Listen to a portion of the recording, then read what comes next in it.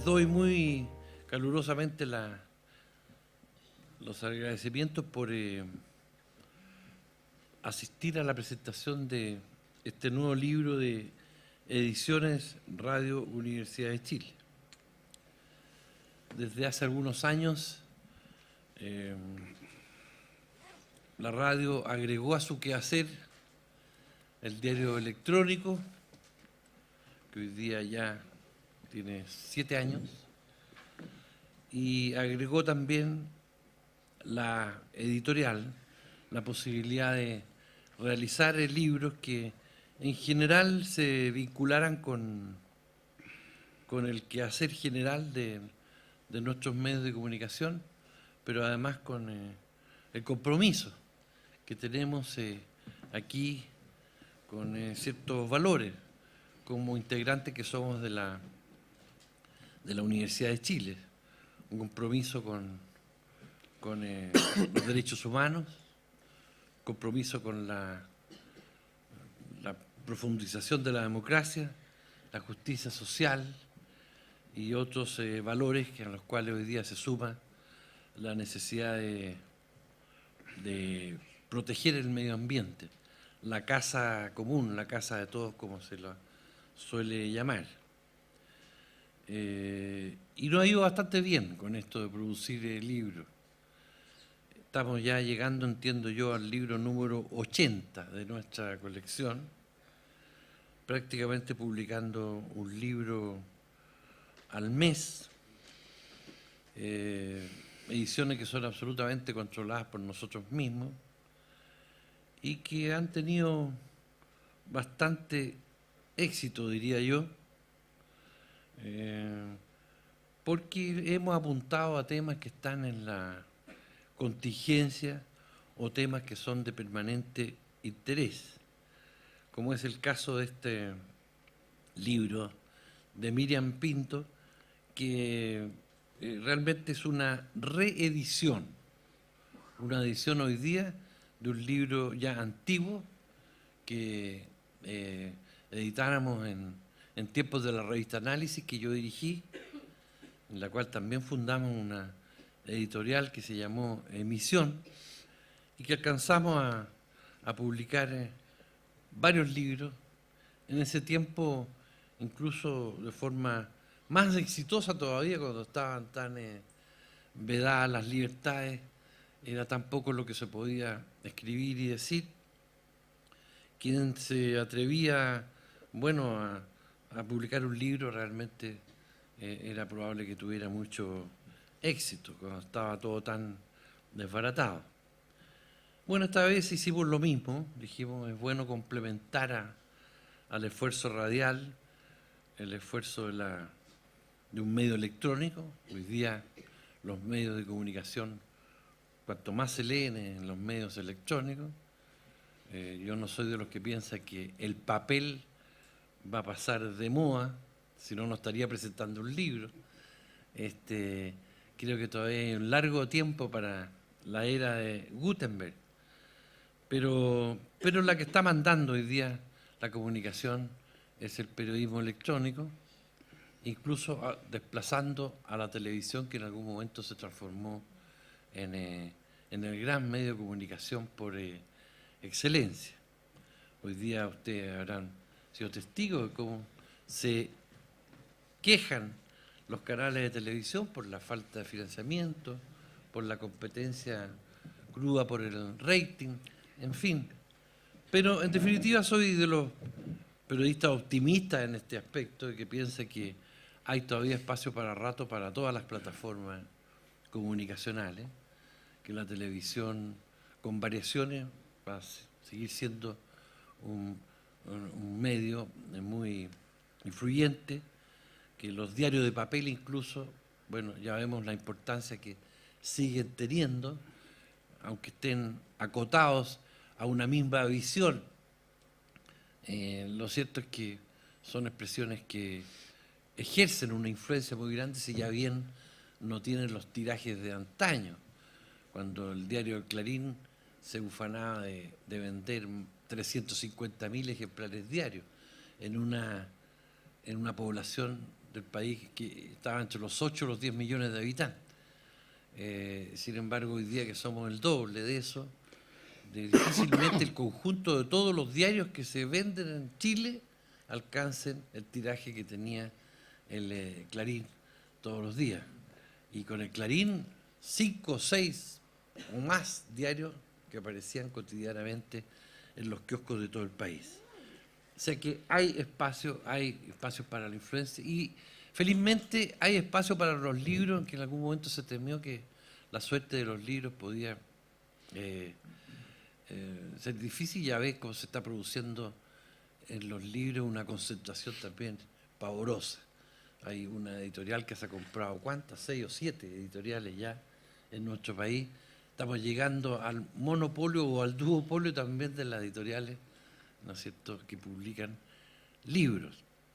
La concentración radial ha sido también enorme, un 40% del dial de Chile pertenece a los españoles, a una sola empresa española, pero bueno, la radio sigue siendo un medio de comunicación que incluso el que tiene más credibilidad entre los medios de comunicación en el país, y las radios son abundantes.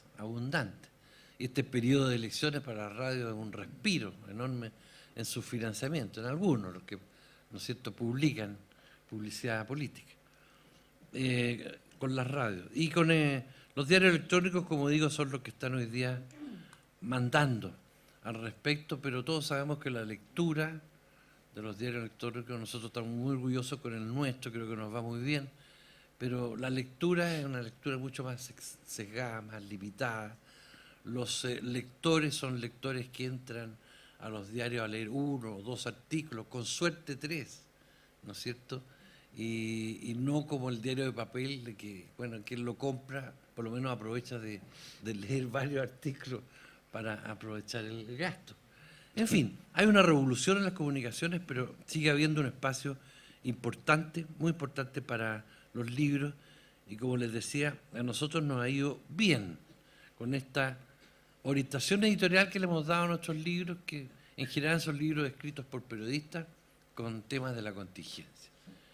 Esta es la excepción, porque estamos reeditando un libro que ya hicimos en Tiempos de Análisis, con la misma autora, pero es un libro que se ha renovado, que ha complementado su búsqueda de testimonios, que son dramáticos, muchos de ellos apasionantes, y que dan cuenta de lo que pasó en Chile durante la dictadura, especialmente los primeros años de la dictadura, mucho más que los análisis sesudos de lo que aconteció, o de las cifras, ¿no es cierto?, que constantemente se están dando en relación a las violaciones a los derechos humanos. Lo que parece también muy relevante es conocer caso a caso, ¿no es cierto?, de las personas que sufrieron las consecuencias de la represión pinochetista. Y en este libro, Miriam Pinto ha hecho una selección magistral de textos. Sabemos que pueden haber y deben haber miles de textos más, importantes también de ser reivindicados algún día en publicaciones como esta. Pero ella misma ha complementado la primera edición de este libro con otros textos que nos significan mucho. Y nos significan mucho a quienes trabajamos, por ejemplo, en la revista Análisis, en los medios que fueron disidentes de la dictadura, porque aquí hay personas que conocimos, personas con las cuales padecimos su muerte, personas que sufrieron la represión, como la propia Marcia Scantlebury, mi amiga, redactora de la revista Análisis, que fue una de las personas que estuvo en campo de concentración y enfrentó los tormentos, ¿no es cierto?, que se le aplicaban a los opositores. Por ello es que para nosotros es muy significativo haberla invitado a presentar este libro, que tiene un lindo nombre a nuestro juicio, Amor Subversivo. Ustedes van a poder comprobar en el libro que es un nombre que inspiró el poeta Andrés Sabela. La diseñadora del libro le puso estas palomitas que todavía existen en los campos y que cuando chicos las soplábamos nos mandábamos cartitas, un poco haciendo el símil de que estas también son cartas de amor subversivo, como lo hemos llamado, pero en definitiva cartas de amor que expresan una enorme humanidad. Le vamos a ofrecer la palabra al presidente de nuestro colegio de periodistas, Luis Chuane, que está aquí presente para que se refiera al libro. Después lo va a hacer Marcia y vamos a seguir adelante con esta presentación. Muchas gracias, le insisto, por concurrir a este lanzamiento y te otorgo la palabra entonces, presidente. Muchas gracias, Juan Pablo.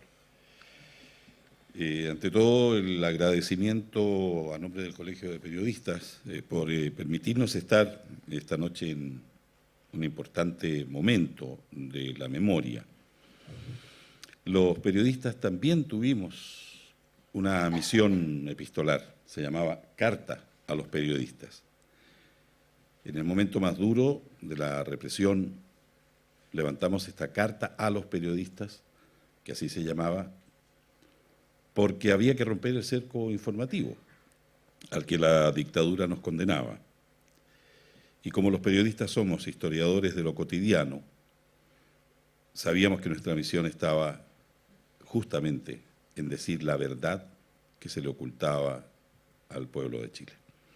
De manera que un agradecimiento, reitero, de parte del Colegio de Periodistas, que aportó también con su cuota de vidas preciosas, sacrificadas por la libertad de expresión, sacrificadas, en definitiva, por la idea de que íbamos algún día a retomar la democracia, a volver al Chile que todos queríamos, al Chile compartido, al Chile común, al Chile mejor, más justo, menos discriminatorio. También valorar el esfuerzo muy grande, porque he estado viendo el libro y realmente hay un gran esfuerzo de la autora, mi colega, mi amiga Miriam Carmen Pinto. Valorar también que Editorial Radio Universidad de Chile ayude a incrementar estos espacios de memoria. Hace un año en septiembre justamente. También se lanzó acá un libro que se llamó Crónicas sin mordaza, donde 34 periodistas contábamos, entre ellos Miriam, ¿verdad? Y también nuestras vivencias en dictadura. Pero este esfuerzo de hoy es distinto, porque en esta deuda que tenemos con la memoria, nos encontramos con este género epistolar que es la carta, íntimo, personal. La carta nos permite reconstruir una atmósfera, un instante, un momento, un detalle, compartirla y hacerlos nuestros, a pesar de que no eran nuestros, pero así se siente. Luego, este libro contiene, la verdad, sobrecogedores testimonios, partiendo por el facsímil del poema Mensaje de Víctor Jara en el Estadio Chile, solo horas antes de ser acribillado. Cuando abrí las primeras páginas del libro y vi, yo no lo había visto nunca, la verdad, ¿no? Es un facsímil de aquel trocito de papel de cajetilla de cigarrillos que él escribió de puño y letra y que salió al mundo, afortunadamente, que incluso después alguien puso música sobre esa letra y es una canción, pero es indudablemente la semilla que nos dejó Víctor Jara. De ahí para adelante voy a citar algunas, son 80 y algo de estas misivas, de estas cartas, hiladas por la fina pluma de Miriam. De ahí para adelante, debo decir también, porque de una u otra manera nos tocan en lo personal, algunas misivas, como la de Lite Quiroga a su esposa Silvia, a quien conocí en el exilio, en Hungría, igual que a la madre y a la hermana de Litré, Mercedes y Valeria.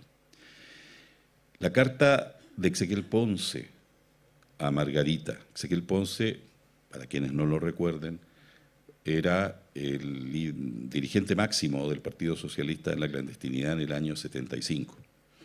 Y junto a toda su directiva fue detenido y desaparecido. Hubo gente que para llegar a encontrarlo pagó caras sus vidas o al menos la tortura en Londres 38 y otros centros de detención.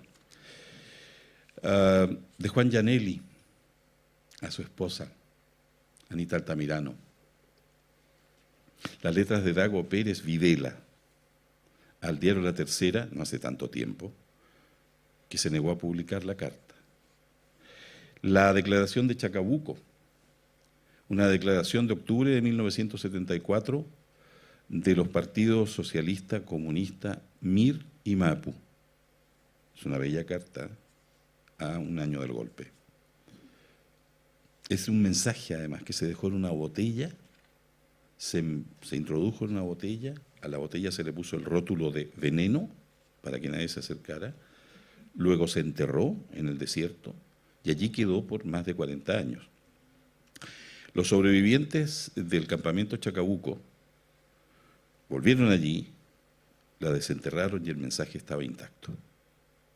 El desierto había ayudado a conservar ese testimonio maravilloso. Bueno, después está, por ejemplo, también me llamó mucho la atención la carta de Carmen Gloria Quintana a los criminales de Punta Peuco.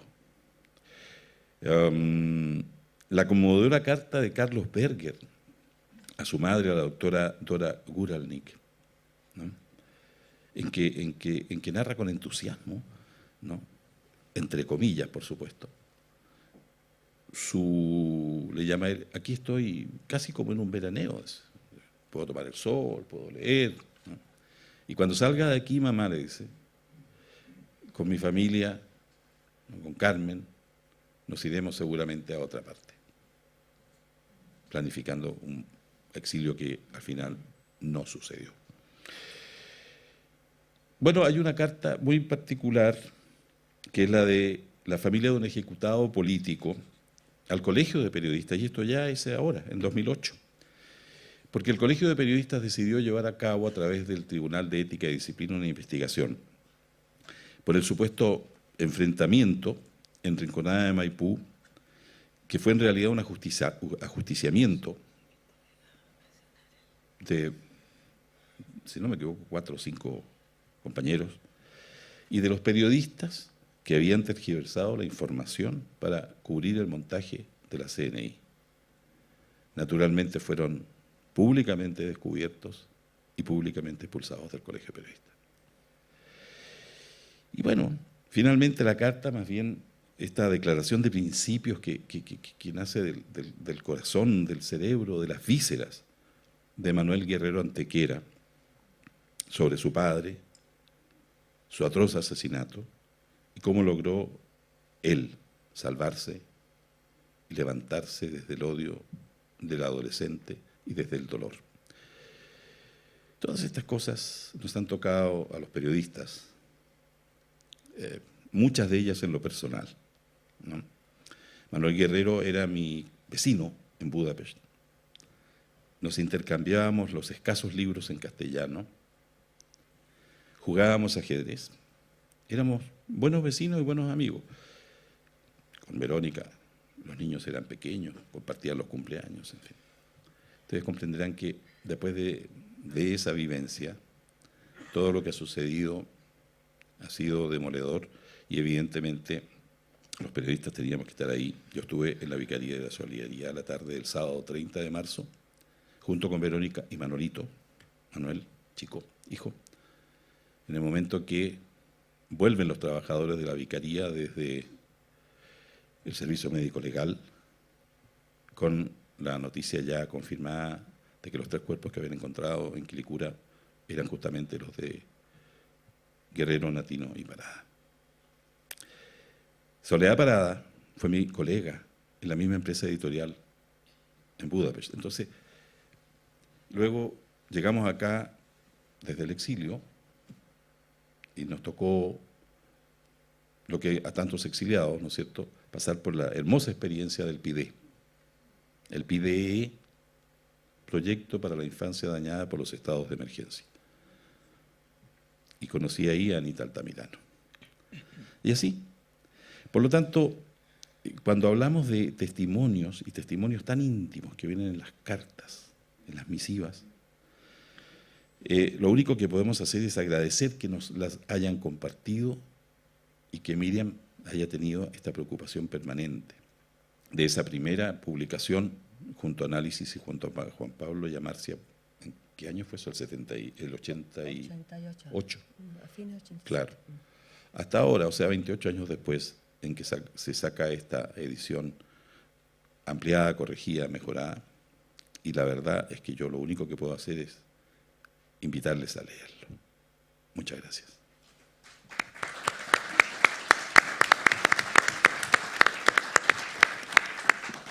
Muchas gracias, presidente del colegio y colega, se me olvidó decir que él trabaja con nosotros aquí en la radio, Universidad de Chile.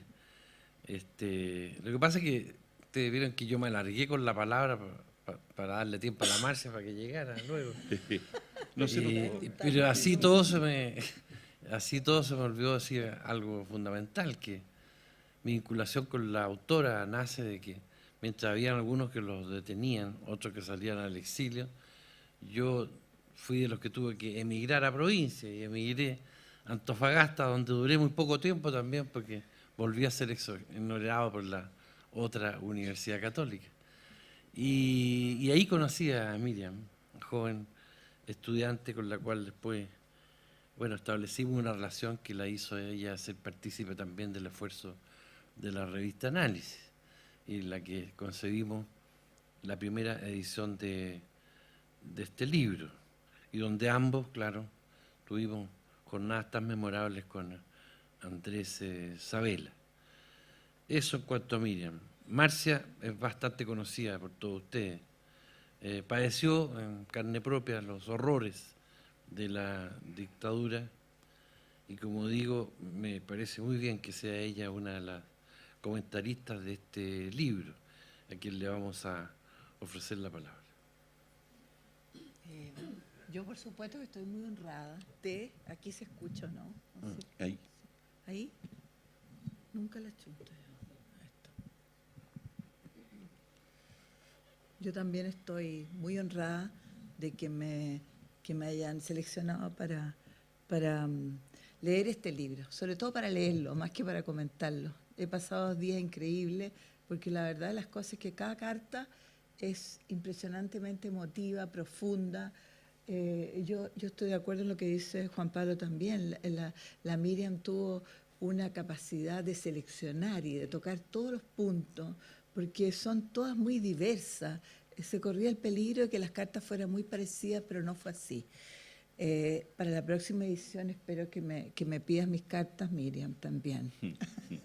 Pero bueno, yo agradezco, por supuesto, a Juan Pablo, mi amigo de siempre, mi amigo de toda la vida y hasta siempre. Quiero felicitarlo, por supuesto, por esta iniciativa y contarle lo siguiente. En 1975, luego de mi detención y después de atravesar por el infierno de Villa Grimaldi, fui trasladada a Cuatro Álamos, un recinto secreto para incomunicados que estaba a cargo de un teniente psicópata que abusaba sexualmente de las detenidas y nos sometía a absurdas sesiones de hipnosis y detectores de mentiras. Vivíamos de 3 o 4 en cada habitación y antes de dormir, los presos solíamos cantar pegados a la ventana o a la puerta que daba al corredor y desparramábamos nombres, historias, sueños y deseos. Aunque el aquí y el ahora fuesen inciertos, nos empeñábamos en inventar futuro y con porfiado optimismo nos preparábamos para ser libres. La clave era no desmoralizarnos, no darnos por vencidos. Sin embargo, a veces la desesperanza nos destrozaba el alma y nos deslizábamos sin frenos en un ánimo oscuro. Nos atormentaba el recuerdo de los que nunca llegaron a la otra orilla y memorizábamos los nombres, fechas y plegarias que en las paredes del recinto consignaban nuestros desolados testimonios. Los de los hombres eran más informativos y precisos. Soy de Temuco. Permanecí en esta celda entre el 13 de abril y el 2 de junio de 1974. Luego daban nombres, edades, profesiones. Los de las mujeres, en cambio, dejaban lacónica constancia de sus existencias, de sus afectos o testimonio de sus tristezas. Nicolás, te quiero. ¿Cuándo veré a mi hijita Aurora? He vivido 16 días de horror. Avisen a mi madre, Cecilia. Aquí estoy, Dios. ¿Existes, Blanca? Sabíamos que Cuatro Álamos era solo un perverso recodo del camino. Allí nadie se detenía demasiado tiempo. ¿Estaría el preso de abril de vuelta en Temuco? ¿Dónde había concluido la pesadilla de Cecilia? ¿Se habría acordado Dios de Blanca? Al leer este libro indispensable que es Amor Subversivo, se me han venido a la cabeza esos mensajes desesperados de militantes de la resistencia que en las condiciones más adversas luchamos por dejar constancia de esa vida cruel, invisible y sin garantías de una mañana de luz y libertad. Frente al propósito del régimen de borrar nuestras huellas, que lo llevó hasta el paroxismo de las desapariciones, en frases cortas, esenciales, los presos políticos quisimos romper el silencio para decir que éramos, que estábamos y expresar nuestra obstinada decisión de vivir. Ello, aunque no sabíamos si nuestras palabras en la muralla llegarían jamás a puerto. Recuerdo un libro entrañable del gran escritor italiano Antonio Tabucchi, que reúne cartas que nunca llegaron a su destino. Así es el nombre del libro, Cartas que nunca llegaron a su destino. También otro de Stefan Zweig, Carta de una desconocida, porque ambos juegan con la idea desesperada y quizás inútil de encerrar palabras en una botella y lanzarlas al mar, por si llegan a alguna parte. Es el caso del poema Estadio Chile, escrito por Víctor Jara, un par de horas antes de morir asesinado, y que hoy está grabado en un muro del Museo de la Memoria y los Derechos Humanos. El abogado Boris Navia, que estaba junto a él, recogió la libreta del cantante, la guardó en el bolsillo de su chaqueta y luego la sacó clandestinamente. Después de un dramático recorrido, una de las copias llegó a París en una cápsula de remedios dirigida al grupo Quilapayún. El 12 de septiembre de 1973, en La Serena, otro gran artista, el músico Jorge Peñagén, poco antes de ser ejecutado, escribió música con un palito de fósforo y dejó una carta de despedida que él mismo llamó póstuma, en la que dice que siempre tuvo el presentimiento de que moriría a sus 45 años, dejándola inconclusa. Hoy he tenido información, dice, del fusilamiento de algunos compañeros que no han hecho en su vida otro daño que luchar por sus ideales. Sabemos y sé que muchos de nosotros estamos marcados y sentenciados por el delito de amar a la humanidad, al hombre histórico, a través de la construcción de un nuevo orden de real libertad, igualdad y justicia social. Peñagén había sido detenido luego de que sus detractores, aquellos colegas que se oponían a sacar la música de los conservatorios, como hacía él, lo acusaron de traer metralletas en los estuches de los violines de los niños, tras su gira a Cuba con una de las orquestas y bandas de niños y jóvenes que había formado. Muchos de sus pequeños músicos integran hoy importantes orquestas del mundo y varias de las 500 orquestas infantiles y juveniles que ahora se encuentran a lo largo de Chile llevan su nombre. El responsable de su asesinato, Sergio Arellano Stark, murió a los 94 años sin pisar nunca una cárcel. Sus defensores argumentaron que padecía de Alzheimer. Un mes después de Peñagén, en el campo de concentración de Pisagua, antes de morir fusilado, el profesor de inglés Humberto Lizardi Flores escribió una carta de despedida a sus padres. Tenía 26 años y militaba en el MIR. Un bando militar informó que había sido sentenciado a muerte por un consejo de guerra confeso del delito de traición a la patria. Después de la ejecución, su cuerpo fue ocultado en una fosa en las inmediaciones del cementerio de Pisagua. Allí lo encontraron 17 años después, con una venda en los ojos, amarrado con alambres y envuelto en sacos paperos de arpilleras. Junto a él se encontraron los restos de 18 prisioneros políticos. Su madre, Valdramina Flores, o Mamá Valdra, como la llamaban, se convirtió en una incansable activista, poeta y escritora, y hasta hoy guarda como hueso santo una carta de su hijo. En esta Humberto agradece todo lo que le dieron ella y su padre y concluye: viví plenamente y por eso no me duele partir. Al fin y al cabo muero por lo que es justo. Al profesor Patricio Sobarzo, secretario regional del Comité de Defensa de los Derechos del Pueblo, lo mataron la noche del 3 de julio de 1984, cuando trasladaba en su automóvil al dirigente Enzo Muñoz, que había sido baleado. Los asesinaron a ambos y la versión oficial, luego desmentida por todos los testigos, habló de un enfrentamiento iniciado por ellos. Aquí va un trozo de uno de sus poemas. Si se amontonaron las cartas de este tiempo, el viento arremolinaría sus hojas, inundarían el espacio de alegrías de horas terribles, de recuerdos atormentados como calendarios invisibles, como botellas de náufragos, como redes atrapadas de peces o como relojes sin cuerda. Y es que estos años se han teñido de tinta en papeles mensajeros, buscando respuestas certeras o preguntas bien precisas. Si se amontonaron las cartas de este tiempo, se leería la vida, se leería la muerte, se leería el amor o se leería un hasta siempre. Un obstinado romanticismo político y amoroso acompañó a la biografía de los jóvenes de ese tiempo. Ellos sacrificaron su vida persiguiendo la utopía de un mundo mejor para todos y durante los 17 años de dictadura esto los llevó a prisiones, exilios, soledades, clandestinidades y una miserable vida cotidiana. Como precisa Jorge Montalegre en su prólogo respecto de las cartas de prisión política, obviamente estas se situaban en un contexto de intimidad relativa.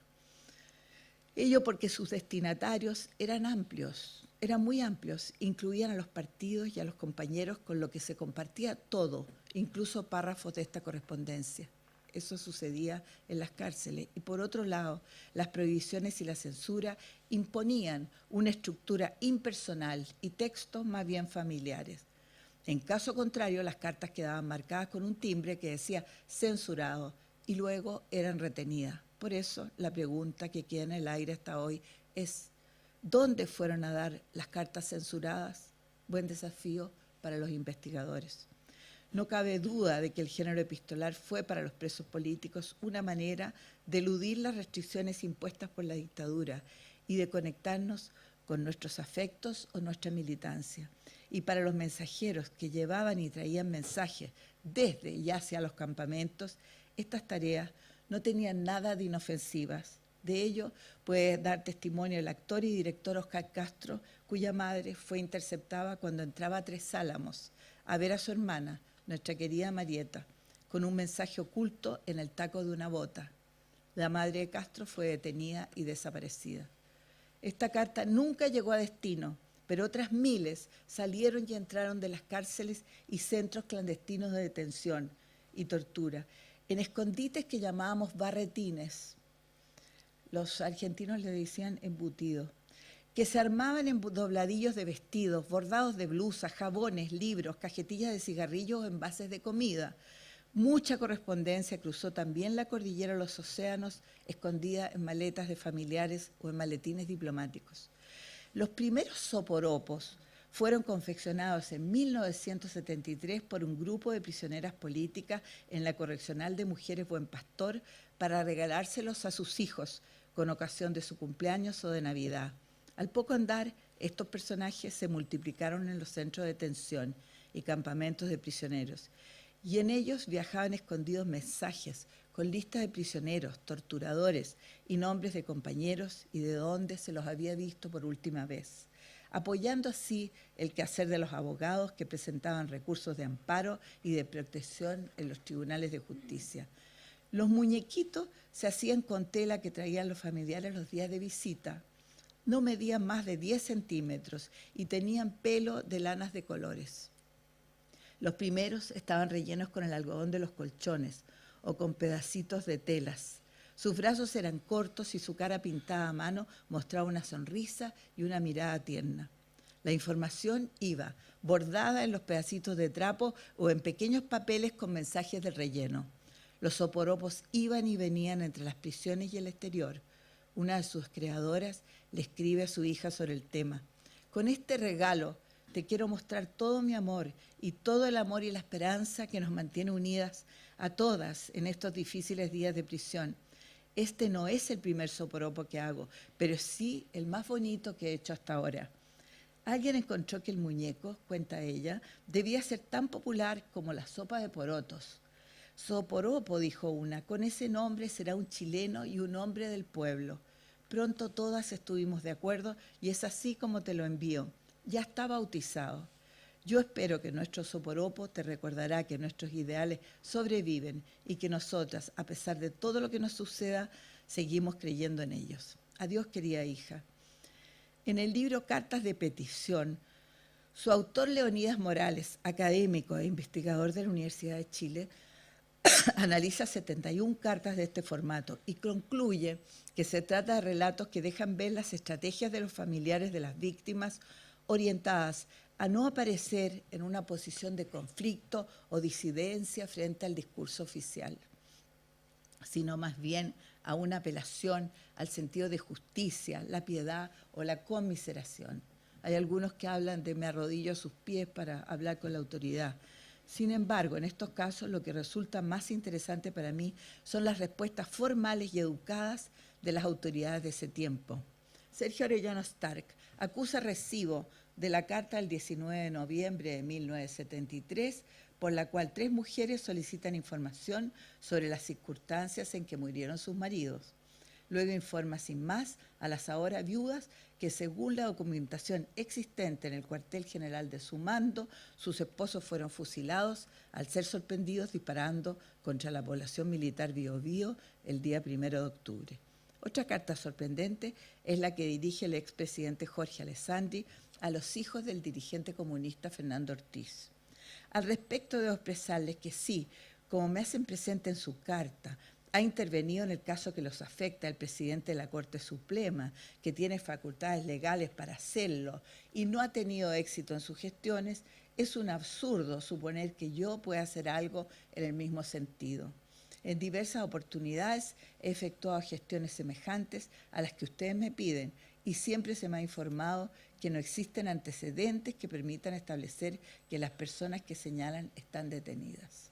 Como no tengo ninguna clase de influencia en este gobierno, hace tiempo que me abstengo de hacer gestiones parecidas que resulten inútiles y que se traducen en una desesperanza para los afectados. Lamentando muy de veras la situación que los aflige, les ruego que comprendan las circunstancias que he expuesto. También la esposa del dictador, Lucía Iriart, fue destinataria de muchas cartas y mensajes solicitándole que interviniese para conseguir información sobre el paradero de los detenidos y los desaparecidos. En esta carta se apela a su condición de mujer y madre, y muchas de ellas no obtuvieron respuesta, pero ella respondía algunas en una fina esquela. La señora Carmen Rosa Ramírez le escribió el 19 de mayo de 1977 solicitándole una entrevista para conversar respecto a la detención y desaparición de su hija María Galindo. La joven tenía 26 años, trabajaba como secretaria en la localidad de Coronel y militaba en el MIR. Fue vista por última vez en Villa Grimaldi. Santiago, mayo 19, Lucía Iriart de Pinochet saluda muy atentamente a la señora Carmen Rosa Ramírez y junto con acusar recibo de la nota que le enviara, le comunica que la hizo remitir a la DINA para su estudio y posterior resolución. Aprovecho la oportunidad para reiterarle sus atentos y cordiales saludos. Santiago. Los máximos líderes y militantes del movimiento de izquierda revolucionario fueron duramente perseguidos, torturados y asesinados en 1974. Pero en su paso por los recintos, las relaciones de compañerismo y solidaridad, como las de todos los demás partidos políticos, fueron cruciales. Así lo deja ver una carta escrita en el reverso de una cajetilla de cigarrillo por Muriel Dockendorf. Luego detenida y hecha a desaparecer, ella escribe a su amiga Sandra Machuca, del 10 de octubre del 74, mientras permanecían arrestadas e incomunicadas en Cuatro Álamos. Sandra, querida, recuerdo cuando te conocí en la Casa del Terror, de lo que me diste, lo que me entregaste en esos momentos en que una luz era un sueño o un milagro. Sin embargo, fuiste luz en esas tinieblas. Fuimos una en un revés. Hoy miles de reveses. Más tarde te veo como entonces, como sé estarás hoy, en algún sitio, siempre mirando al frente. Nos encontraremos a través de la niebla que despejaremos. No me olvides, camarada. Rusia. El amor estuvo siempre presente en la prisión, en la clandestinidad o en el destierro. Desde el campamento de Chacabuco, el arquitecto socialista Francisco Aedo envió una carta a su esposa María Cristina González Benedetti. Esta carta. Poco después fue puesto en libertad, pero su regreso a Santiago, al cabo de unos meses, fue detenido nuevamente por civiles que se movilizaron en un auto celeste. Nunca más regresó. Este 29 de marzo, dice, fue celebrado solo, como me lo temía. ¿Cómo? ¿Y a quién le voy a hacer partícipe de todas las reflexiones que se han ido acumulando, de sus variaciones y del sentido de eternidad que esta relación ha tomado, esta relación entre tú y yo? En 6 meses apenas he visto derrumbarse la caparazón, la parte externa de una barrera que me impedía un mayor acercamiento. Nunca dije esto a nadie, no hombre ni mujer, es el único regalo que desde este campo de prisioneros puedo ofrecerte en el aniversario de nuestra unión. Te quiero. También Clodomiro Almeida le escribía a su mujer: excúseme estos arranques líricos tan ajenos a mi ruda, pero no insensible contextura personal. A pesar de mis canas, parece que afloran destellos de adolescente. Ojalá podamos encender de nuevo nuestras vidas con arranques de juventud. Creo que ya basta. Mi realidad aquí es otra muy distinta, pero muy llena de solidaridad, de trabajo, de lucha y esperanza. Brindemos por ella, aunque sea solo con aguas de colores. Te abrazo y te siento, te beso, te quiero, te espero como quiero que me abraces, me sientas, me quieras y me esperes. Esto es más amor que una cortesía y que una violeta. Clodomiro. Juan Antonio Gianelli Company escribía mensajes y poemas a su esposa Anita Altamirano, profesora como él. Lo hacía silenciosamente, noche a noche, en su máquina y muy de mañana, antes de salir con destino a una de las escuelitas donde trabajaba, los dejaba sobre la mesa del comedor, sujetos al azucarero o pegados a los marcos de la ventana de la cocina. La mañana del 26 de julio del 76, después de escribir varias horas en su máquina, le dejó antes de irse, como era su costumbre, este poema. Ese mismo día fue detenido y nunca más se supo de él. Tenía 29 años. Su esposa lo recuerda. Canta, mujer, canta, dame mi vino, quiero escuchar tu canto, rubio de trigo. Quiero beber tu llanto, quiero quererte, háblame de la vida y de la muerte. Canta, mujer, canta, eres mi esposa, eres mi noche, mis ansias y tantas cosas. Dame el rocío limpio de tu boca mientras yo me bebo el vino de mi copa. Juan Antonio.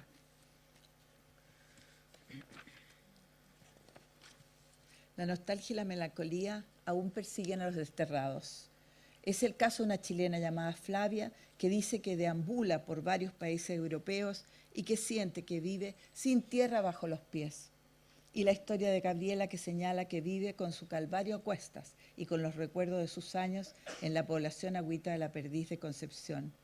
Álvaro Rojas venía de su exilio en Stuttgart. Él firmaba como uno de tus exiliados y a veces como Daniel Rojo, su seudónimo.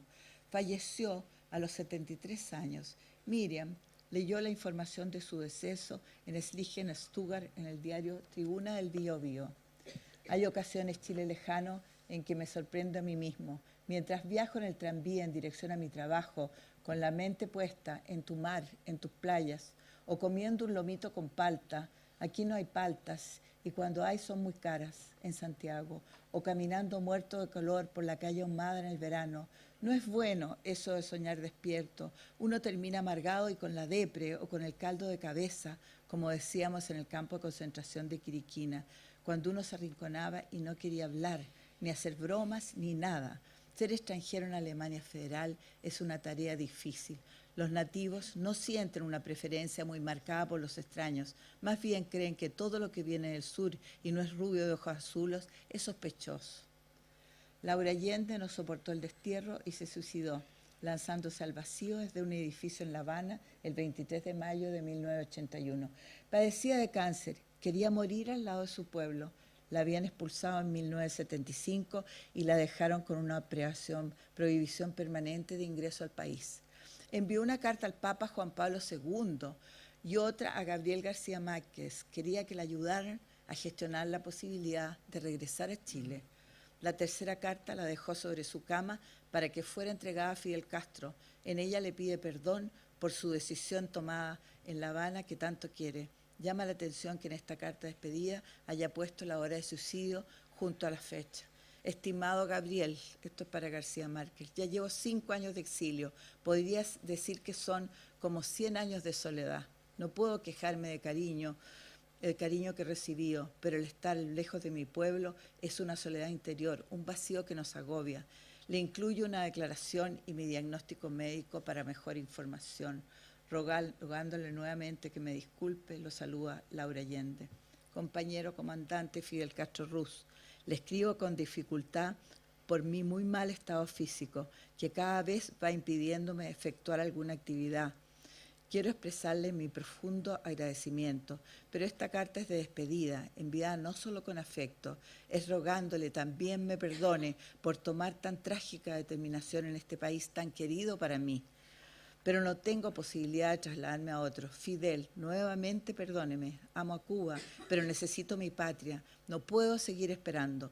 Lo único que quisiera es que algunas veces allá en la patria digan Laura Allende presente. Ni perdón ni olvido, finalmente. Cada vez que me hablan de perdón, la rabia me toma. Sí, la rabia, pues cómo me gustaría perdonar genuinamente a tantos que nos causaron tanto daño, pero no puedo. Carmen Gloria Quintana, la estudiante que a los 18 años, siendo estudiante de la USACH, fue golpeada, rociada con benzina y quemada viva a plena luz del día en una jornada de paro nacional, asegura en una carta abierta que no puede perdonar. Perdonar cuando me entero que fui engañada por la Comisión de Prisión Política y Tortura o Comisión Vales, que nunca me informó que pesaría un secreto sobre las declaraciones así consignadas. Todo es descrito en psicología y se llama retraumatizar a la víctima. Pero esto no ha sido todo. ¿Cómo es posible que se piense en perdonar a criminales contra la humanidad que nunca se han arrepentido, ni hablar de colaboración activa con la entrega de información sobre los crímenes cometidos por ellos? No resulta entendible cuando el ministro de Defensa les pide información a través de su ex juez encargado de solicitarla y no hay colaboración alguna, o la que envían es inconsistente. Eso es una burla. En una institución como las Fuerzas Armadas, jerárquica, no hay información, se ríen en nuestra cara. Crecer en dictadura marcó la vida de muchos niños y adolescentes y en muchas cartas se perciben sus sentimientos cuando se enfrentaban a la ausencia de sus padres desaparecidos o en prisión, al llanto de sus madres, la violencia y la ignorancia. Muchos no sabían, no entendían y vivían como si nada hubiera pasado, porque no les contaban lo que sucedía, como una forma de protegerlos. Mientras tanto, sus padres también sufrían el desgarro de no verlos crecer a su lado. Desde algún punto de la clandestinidad, con ocasión del primer cumpleaños de su hijo Javier, el dirigente del Partido Comunista, Jaime Insunza, le escribió esta carta que venció miles de barreras hasta llegar a su destino. Querido y recordado hijo, yo no he podido estar contigo en este día, aunque quisiera hacerlo y abrazarte y besarte, junto a tu madre y a tu hermano. Ha pasado un año, mi querido Javier, desde que estuve junto a tu madre mientras salía de su vientre, desde que te tuve entre mis brazos, cuando apenas tenías unos minutos de vida. Quiero que sepas que no somos héroes, sino solo hombres, mujeres, luchadores que tratamos de ser honestos, dignos, consecuentes, conscientes.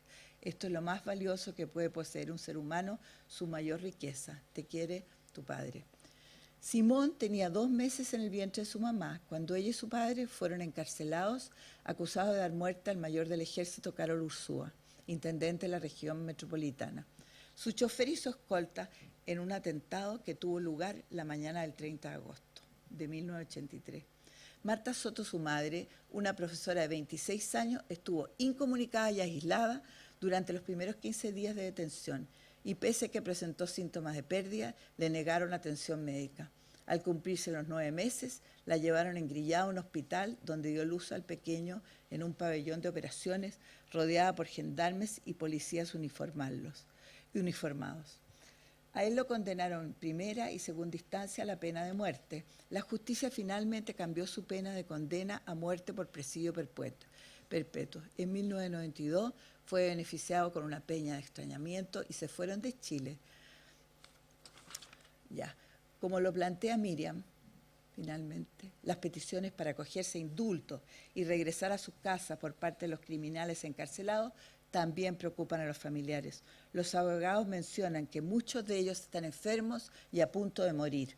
El diario La Tercera publicó el 18 de agosto de 2010 una carta firmada por el defensor del brigadier del ejército Christoph Willicke, en la que se hace esta petición. Su defendido cumple en la cárcel una condena de 26 años por los crímenes del general Carlos Prats, su esposa Sofía Kubert. Willicke fue también el autor de la muerte de la mirista Lumi Videla Moya, cuyo cuerpo sin vida fue arrojado a los jardines de la Embajada de Italia, y de su esposo Sergio Pérez Molina. Hasta hoy no se sabe nada. Dagoberto Pérez, hijo de esta pareja de revolucionarios, respondió a esta carta el 2 de septiembre, pero como no fue publicada, la envió al diario El Ciudadano, donde finalmente se va a conocer el 22 de octubre de ese año. Allí lo obtuvo Miriam. Señor director, en respuesta a una carta dirigida a usted el pasado miércoles y firmada por el señor Jarabrito, en la que después de escribir una serie de tragedias familiares que le acaecen a la gente de la DINA, Christoph Willicke, pide que por esta razón y por su propia enfermedad él sea indultado. Y yo quiero expresar lo siguiente. Este agente, entre otros crímenes, fue responsable de la muerte por asfixia de mi amada madre Lumi Videla, cuando ella tenía solo 24 años y se encontraba secuestrada en un centro de tortura. ¿Por qué? ¿Acaso no es un acto de venganza permanente los detenidos que están desaparecidos hasta ahora? Más de 30 años de venganza, ¿no es suficiente? ¿Dónde está mi padre, señor Willicke? Usted sabe, señor Jarabrito, ¿dónde está mi padre? Mi amado padre se llama Sergio Pérez y desapareció en octubre de 1974 y lo he buscado, incluso excavando en un regimiento. ¿Por qué, señor Jarabrito, no le pide al señor Willicke y a los demás agentes de la DINA que por razones humanitarias digan dónde están los desaparecidos? Durante la construcción del proyecto del Museo de la Memoria y los Derechos Humanos, me tocó recibir a cientos de personas que entregaban objetos a esta institución. Fue una tarea dura y hermosa, porque implicaba ser testigo de la construcción colectiva de una etapa dolorosa de la historia de nuestro país.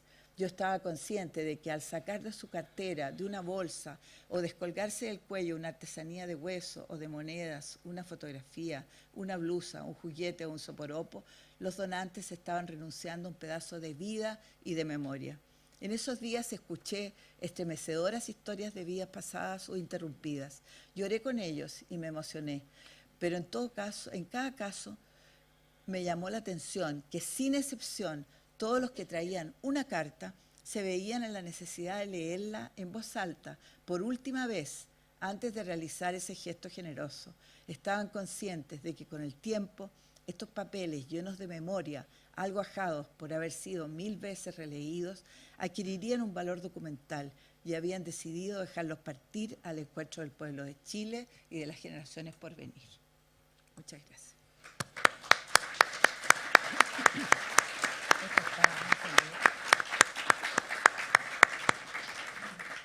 Muchísimas gracias, querida Marcia, por tu comentario, por tu relato, que da tan franco testimonio de lo que es este libro realizado por Miriam Pinto, el valor que tiene. Bueno, yo creo que todos hemos quedado bastante impactados por los comentarios y estoy seguro que vamos a quedar también muy impactados con la lectura de este libro que se toma y es difícil dejarlo por los testimonios que contiene, por los amigos que repasamos. Bueno, corresponde ofrecerle la palabra a la autora del libro, a Miriam Pinto.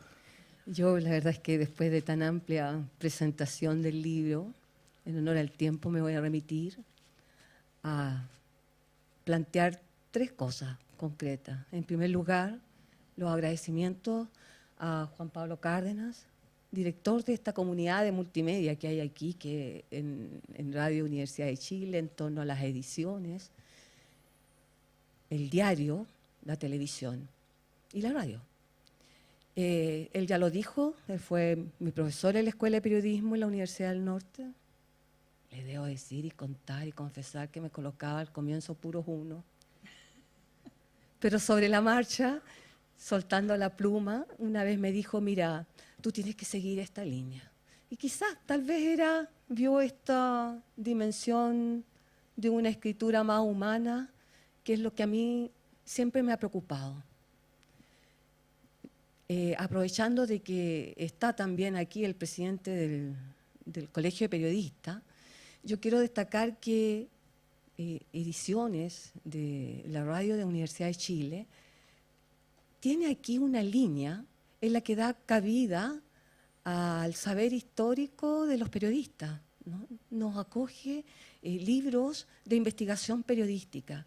Quiero destacar que esta línea no tiene ningún financiamiento por parte del Fondo del Libro, no estamos en nada, ¿no? No hay ningún fomento a nuestra área de trabajo, porque está circunscrita más bien a los medios de comunicación tradicional. E incluso el Fondo de Medios, ¿no?, que financia iniciativas de medios de comunicación, tampoco tiene la línea para apoyar trabajos de investigación en una línea editorial.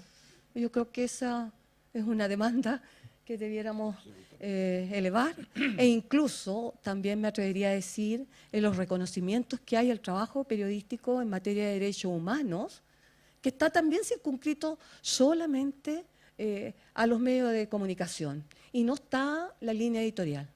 Entonces, desde esa perspectiva, con mayor razón, mi mayor agradecimiento, ¿no?, a Juan Pablo Cárdenas por acoger nuevamente esta propuesta de ampliar y mejorar la edición de Amor Subversivo que salió a la luz en marzo de 1988.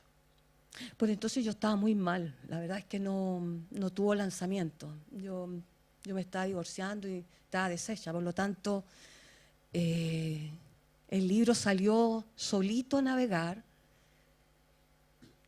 Recuerdo que la editorial Emisión escribió una nota sobre el libro, que la tengo obviamente guardada.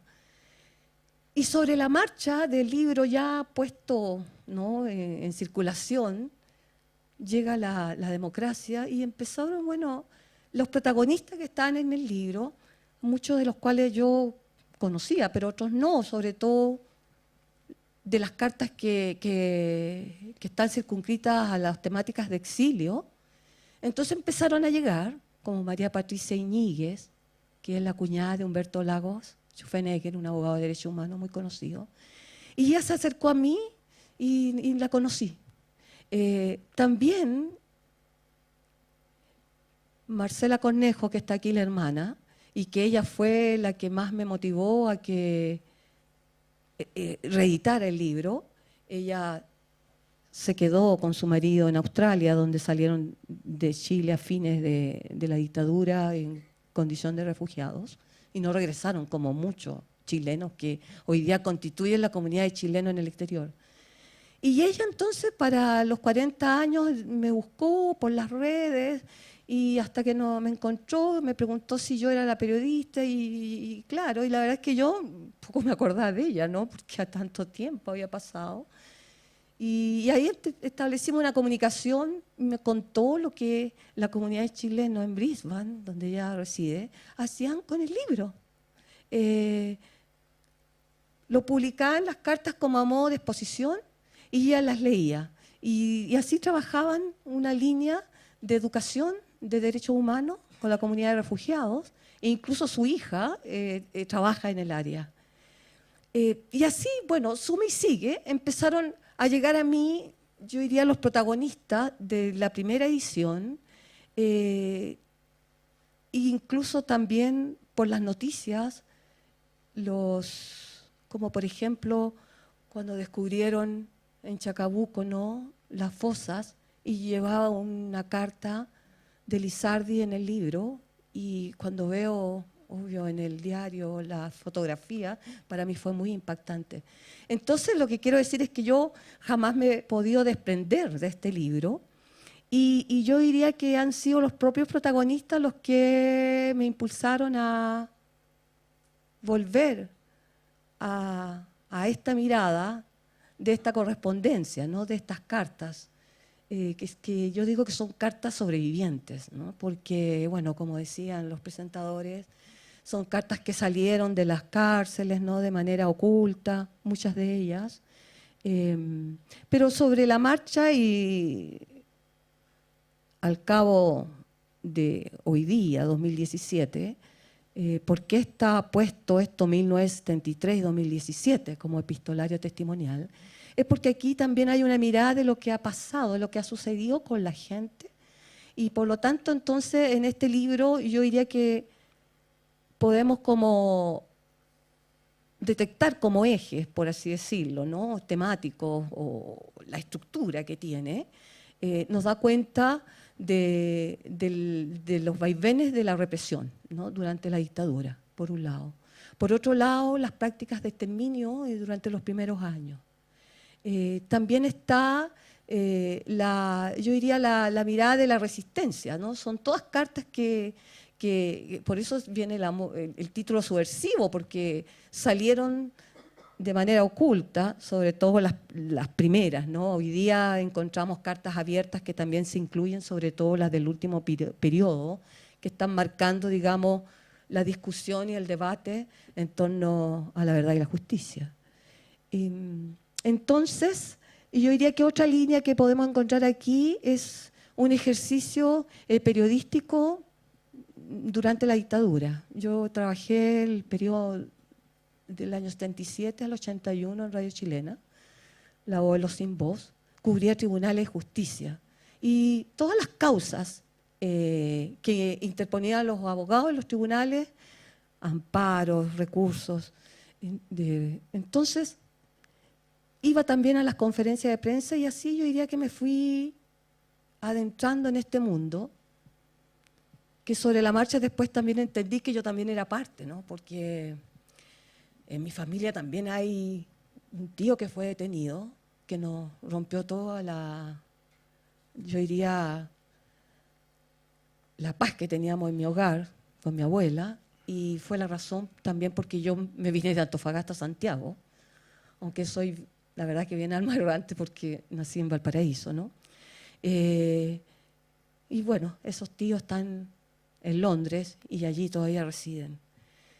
Entonces, yo diría que desde el quehacer periodístico, inicialmente estas cartas en las conferencias de prensa, la gente de las agrupaciones de familiares me las pasaba. Eran tiempos en que se decía que muchos familiares detenidos desaparecidos no existían, que no habían nacido. Así se da la respuesta a Naciones Unidas. Entonces los familiares obviamente tenían que dar cuenta, oye, sí existen, aquí están. Bueno, hay muchas cartas que están también adosadas a los expedientes de los tribunales de justicia. Yo diría que también hay otra dimensión acá, más allá del periodismo durante la dictadura, hoy día.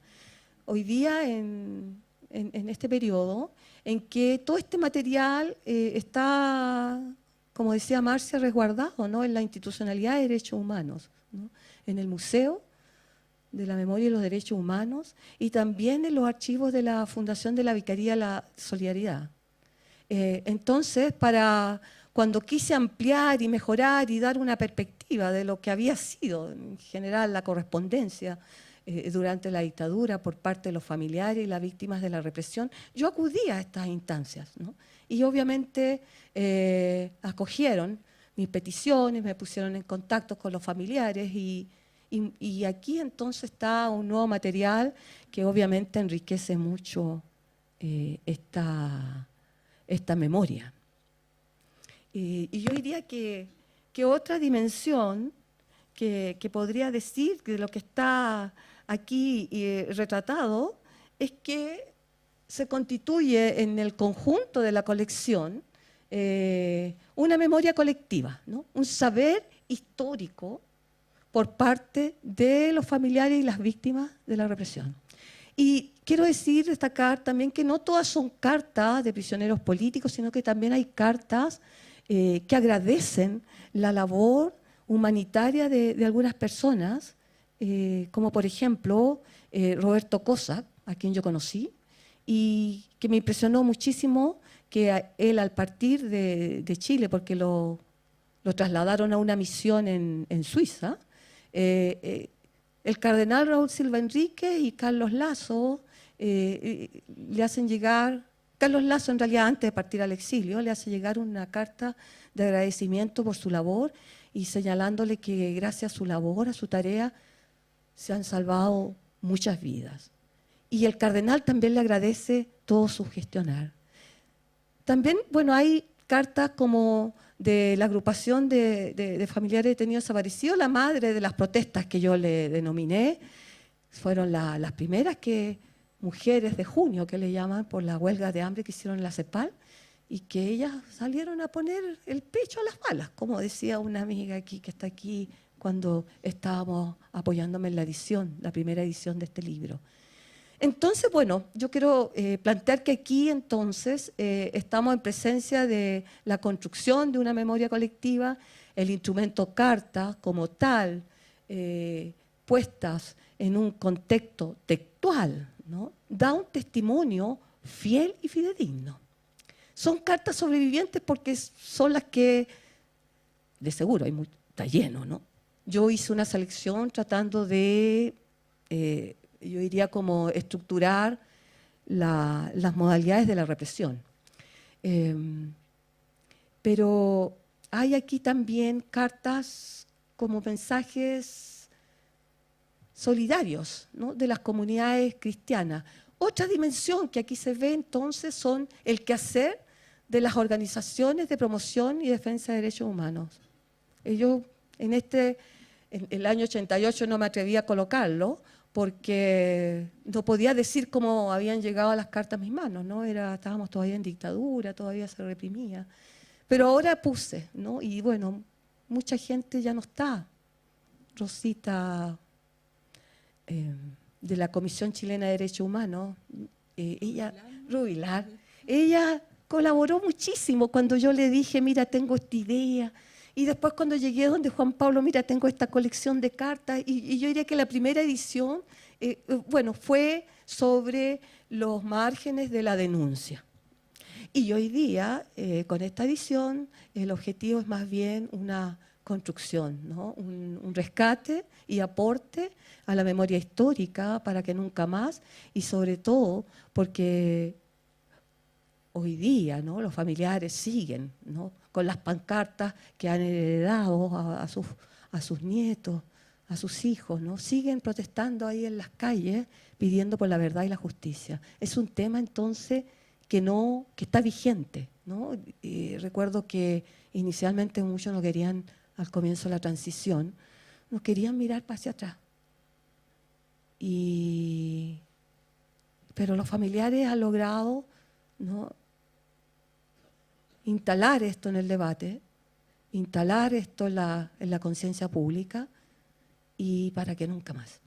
Yo quiero, para finalizar, destacar aquí quienes están aquí, algunos con nosotros. La verdad es que no los veo a todos, pero igualmente los voy a mencionar porque me dijeron que iban a venir y no alcanzo a verlos porque muchos han llegado, pero vale la pena igual mencionarlos, ¿no? María Fedora Peña, hija del músico y académico asesinado en La Serena. Su carta de despedida es parte de este libro. También está aquí, bueno, no está, pero me explicó que no se siente bien, la señora Ana González y su hija Patricia. Ellas iban a venir, ¿no? Acá en el libro hay dos cartas que ella se escribió a sí misma, la señora Ana González de Recabarren y de su hija Ana María. Durante una jornada, ellas se escribieron cartas a sí mismas como si era Manuel Recabarren, el detenido desaparecido, el marido de ella y padre. Está también aquí Anita Altamirano. Perdón. Bueno, Anita Altamirano, esposa del profesor Juan Llanelli, ya la he nombrado bastante. Ella fue una de las mujeres de junio. La hermana de Marcela Cornejo, que también ya está mencionada, está en representación de ella, ¿no? La chilena que está en Australia. Paulina Mora, que dijo que iba a venir, ¿no? Pero hay una carta de ella que envió Jaime Insulza a su hijo cuando cumplió 1 año, desde la clandestinidad le envió. Humberto Lago no está, pero también lo quiero destacar por todo su aporte en la primera recopilación de cartas. También destaco, no está, pero a la doctora Rubí Maldonado, hija del doctor Manuel Almeida. Boris Navia, que está aquí, que me quiero detener en él. El abogado que vivió los últimos momentos con Víctor Jara. Y fue él quien le pasó una libreta a Víctor Jara para que escribiera, pensando que iba a escribir carta a su esposa.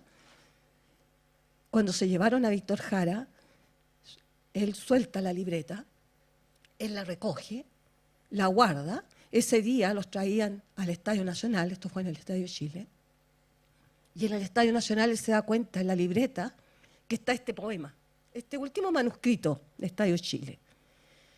Y lo que hicieron los prisioneros ahí, mientras se lo aprendían de memoria, otros lo reescribían, todo esto de manera lo más oculta posible. Hicieron 3 copias, él se quedó con la original, la escondió en el zapato, y otras 2 pasaron a un estudiante que salía ese día, y la otra a un doctor que también salía. Al estudiante le pillaron la carta, lo torturaron y dijo que el abogado Boris Navia tenía 1. Así que a él lo llamaron, lo torturaron, pero él mientras guardaba silencio, la carta, la escrita, salió a la libertad. Silvia Olego,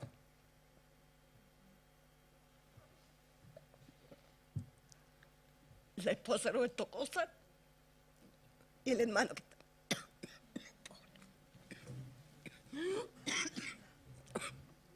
Bueno, solamente agradezco a todos ustedes por estar aquí acompañándonos. Muchas gracias. Bueno, pero acá está.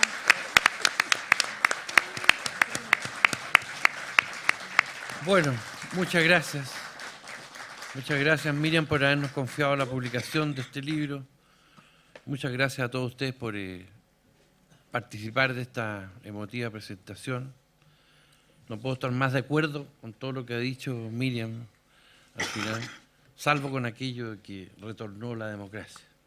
Porque lo cierto es que la lectura del libro, los mismos comentarios de Marcia, lo que tú mismo dijiste, lo cierto es que se me hace más bien de que estamos en una postdictadura, como lo hemos dicho muchas veces y escrito, más que en una democracia, o por lo menos como la soñamos, o como la han definido incluso los tratadistas, expertos, los cientistas políticos.